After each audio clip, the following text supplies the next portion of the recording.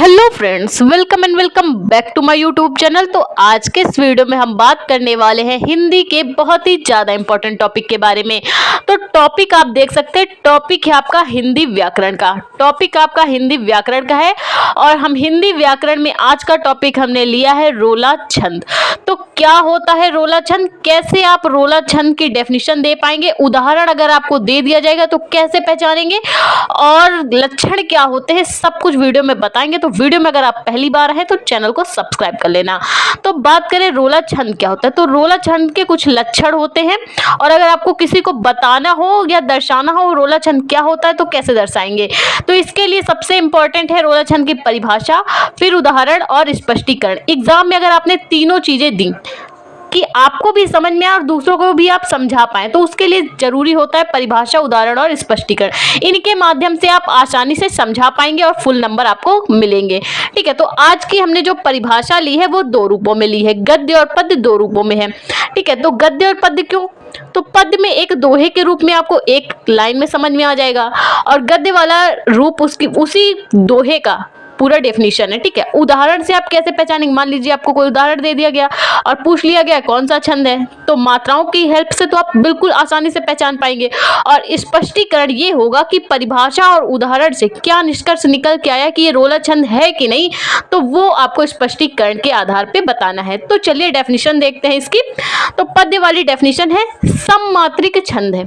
सममात्रिक छंद यानी जो भी संख्या आएगी वो कटने वाली आएगी। ठीक है, दो का सम होगी। सममात्रिक छंद है, 24-24 मात्राएं लगाए, 11-13 में हो यति। सममात्रिक छंद है, रोला क्या है, सममात्रिक छंद है, 24-24 मात्राएं लगाए। सममात्रिक छंद है, 24-24 मात्राएं लगाए एक लाइन में, यानी कि पूरी टोटल होंगी 24 मात्राएं। और क्या है, 11-13 में हो यति। 11-13 में हो यति। यति क्या है, जहां पे आपको बीच में कॉमा लगता है, यहाँ पे जो बीच में कॉमा लगा है जहां पे हम विश्राम करते हैं, कॉमा पे क्या करते हैं, विश्राम करते हैं। जैसे कि हमने पढ़ा सममात्रिक छंद है तो यहाँ पे हम रुके ना, बीच में कॉमा लगा है तो ये यति है। कॉमा वाली चीज क्या है, यति। तो 11-13 में हो यति तब रोला वो कहलाए, यानी कि एक पूरी लाइन में 24 मात्राएं हो और 11-13 में विश्राम हो तब वो रोला होगा। डेफिनेशन देख लीजिए गद्य वाली, जो इसी दोहे का सार है। यह एक सममात्रिक छंद होता है। कौन, रोला एक सममात्रिक छंद होता है। रोला क्या होता है, एक सममात्रिक छंद होता है और इसमें कितनी पंक्तियां होती, दो पंक्ति, दो नहीं 4 पंक्ति। ठीक है, ये जो दोहा है इसके माध्यम से आप समझिए, इसमें दो पंक्ति ना पूरी जहाँ पे यति के साथ साथ पूरी दो पंक्ति है, तो दो पंक्ति और लगा देंगे तो 4 पंक्ति हो जाएंगी। तो यह एक सममात्रिक छंद होता है, इसमें 4 चरण होते हैं। देख सकते हैं आप, ये क्या है, बीच में यति हो रही है, कॉमा क्या है, यति। और जब हम ये यति वाला, यति के इधर साइड वाला उधर साइड वाला पूरा पार्ट मिला देंगे तो एक लाइन हो जाएगी। तो रोले का जो चरण होता है पूरा एक चरण होता है। यति जहाँ पे विश्राम करते हैं, यति के बाद वाला भी, यति के पहले वाला एक चरण होता है। तो वैसे ही 4 चरण होते हैं। रोला एक सममात्रिक छंद होता है, इसमें 4 चरण होते हैं। प्रत्येक चरण में 24 मात्राएं होती हैं। प्रत्येक चरण में क्या होते हैं, 24 मात्राएं होती हैं और 11 और 13 में यति यानी विश्राम होता है और 11-13 को अगर आप जोड़ दीजिए 24 मात्राएं। ठीक है, तो अब आप समझिए एग्जाम्पल से। आप पहले समझ लीजिए 4 चरण क्या होते हैं। तो एग्जाम्पल पहले देखते हैं। उठो उठो हे वीर आज तुम निद्रा त्यागो। उठो उठो हे वीर आज तुम निद्रा त्यागो, करो महासंग्राम नहीं कायर हो भागो। नहीं कायर हो भागो, तुम्हें वरेंगी विजय श्री, तुम्हें वरेंगी विजय, अरे यह निश्चय जानो, भारत के दिन लौट आएंगे मेरी मानो। ठीक है, तो जहां पे हम रुक रहे हैं, जैसे उठो उठो हे वीर, तो रोला होता क्या है, रोला एक सममात्रिक छंद होता है, इसमें 4 चरण होते हैं। कैसे पहचानेंगे 4 चरण हुए, तो ऊपर वाला निद्रा त्यागो, यहाँ पे एक चरण, दूसरी लाइन दूसरा चरण, तीसरी लाइन तीसरा चरण, चौथी लाइन चौथा चरण, 4 चरण हो गए। और कहा क्या जा रहा है, प्रत्येक चरण में 24 मात्राएं। कैसे पहचानेंगे प्रत्येक चरण में 24 मात्राएं, तो 11-13 में यति होती है। विश्राम जो आपका कॉमा वाला होता है 11-13 में होता है, ठीक है। तो 11 और 13 को अगर मिला दे तो 24। अब मात्राएं लगा के हम आसानी से समझ पाएंगे। तो जहां पे आ हो वहां पे 1 की मात्रा, जहां पे बड़ा आ हो वहां पे 2 की मात्रा, छोटी ई हो तो 1 की मात्रा, बड़ी ई हो तो 2 की मात्रा, छोटा ऊ हो तो 1 की मात्रा, बड़ा ऊ हो तो 2 की मात्रा। छोटा आ में 1 की मात्रा, बड़ा आ में 2 की मात्रा, छोटी ई में 1 की मात्रा, बड़ी ई में 2 की मात्रा, छोटा ऊ में 1 की मात्रा, बड़ा ऊ में 2 की मात्रा। लेकिन ये जो 2 की मात्रा है वो भी हम क्या करेंगे, 2 को उल्टा कर देंगे, तभी हम 24 मात्राएं गिन पाएंगे। तो देख सकते हैं आप यहाँ पे हमने मात्राएं लगा ली हैं। ऊ है, ऊ क्या है, छोटा आ के हिसाब से तो 1 हो गया। ठो क्या है, बड़ा आ में है तो 2 हो गया।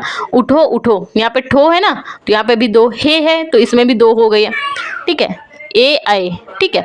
तो वीर बड़ी है तो 2, रा 1, ठीक है। बड़ा आ है 2, जा है 1, तू है, छोटा तू है 1, माँ है 1, नी छोटी ई है ना 1, द्रा बड़ा आ है 2, 1 त्या में लगेगी, 1 या बड़ा आ या है ना तो 2 और गो में 2। तो जोड़ लीजिए, 2 1 3 3 3 6 2 8 2 10 1 11। 11 में यति हो रही ना, 11 में विश्राम आपका कॉमा लग रहा है। इधर की जो मात्राएं कितनी, 11, 2 1 3 4 5 6 2 8 9 2 11 2 13। 11 13 में यति हो रही, विश्राम कहाँ पे लग रहा है, कॉमा। 11 और 13 में, तो 11 13 को अगर हम जोड़ दें, इधर वाले में आई 11 मात्राएं, इधर वाले में कितनी आई, 13 मात्राएं। 11 13 को जब हम जोड़ देते हैं तो टोटल कितनी, एक चरण में टोटल कितनी मात्राएं आती, 24 मात्राएं आ गई। तो पहला चरण तो क्लियर हो गया कि ये आपका रोलक है। अब हम दूसरे को देखते हैं। तो यहाँ पे का है 1, रो है 2, महा है, माँ में 1, बड़ा हा है 2, सा में सा और अंक की बिंदी है 2, बड़ा गा है तो 2 और 1 जोड़ लीजिए, 2 1 3 4 2 6 2 8 2 10 1 11। तो यहाँ पे भी मात्राएं कितनी आ गई दूसरे चरण में, पहले साइड 11 मात्राएं और बीच में यति। अब ना है 1, बड़ी ही है 2, बड़ा का है 2, या और रा में 1 1, ठीक है, हो गया। अब बड़ा हो है 2 की मात्रा, बड़ा भा है 2 की मात्रा, बड़ा गो है ओ है 2 की मात्रा। जोड़ लीजिए, 2 1 3 4 5 6 7 8 9 10 11 12 1 13। तो 13 और 11 कितने होते हैं, 24। तो दूसरी लाइन भी क्लियर हो गई कि ये भी क्या है, रोले का एग्जाम्पल है, क्योंकि दूसरे चरण में भी क्या है, कुल 24 मात्राएं। तो अगर आप सब में मात्राएं लगा लेंगे तो आपको निष्कर्ष यही निकल के आएगा कि पूरे में क्या होंगी, 24 मात्राएं होंगी। चाहे चरण आपका 1 हो, चाहे चरण 2 हो, चाहे चरण 3, चाहे चरण 4, 24 मात्राएं। स्पष्टीकरण के माध्यम से आप समझा सकते हैं कि इस उदाहरण में कुल 4 चरण है। इस उदाहरण में कुल 4 चरण है, प्रत्येक चरण में 24 मात्राएं उपस्थित हैं। इस उदाहरण में 4 चरण है, प्रत्येक चरण में 24 मात्राएं उपस्थित हैं। अतः हम क्या कहेंगे, ये एक रोला छंद का उदाहरण है, क्योंकि इसमें 4 चरण है और 24 मात्राएं गिनती में आ रही हैं, 11 और 13 में यति हो रही। तो आई होप आपको रोला छंद की डेफिनेशन समझ में आई, उदाहरण समझ में आया, स्पष्टीकरण समझ में आया। तो प्लीज वीडियो को लाइक कर देना और हमारे चैनल पे पहली बार आए हैं तो सब्सक्राइब भी कर देना। Thank you for watching this video.